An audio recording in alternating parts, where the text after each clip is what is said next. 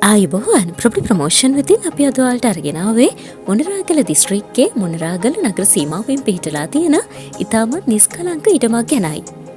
අරුගම්බේ surfing ප්‍රදේශයට ඉතාමත් සමීපව පිහිටලා තියෙනවා.